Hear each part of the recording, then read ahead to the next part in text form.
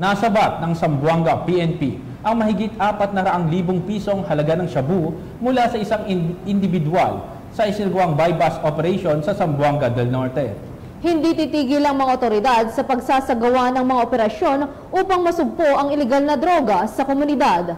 Ibabalita yan ni Patrolwoman Joyce Franco.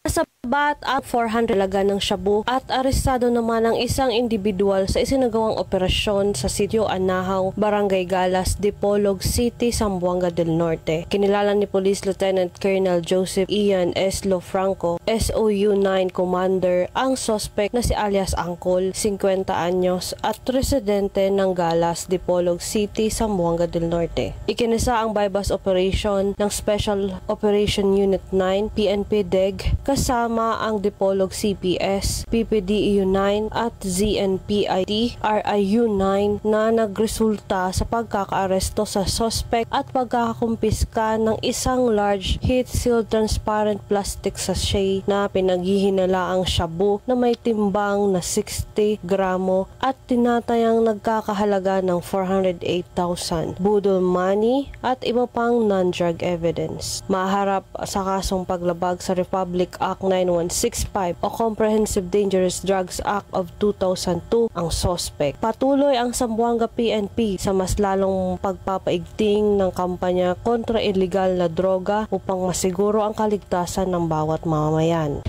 Mula rito sa Police Regional Office 9, ako ang inyong PNN Correspondent, Patrolwoman Joyce Franco.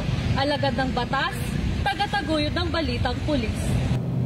Maraming salamat, Patrolwoman Franco.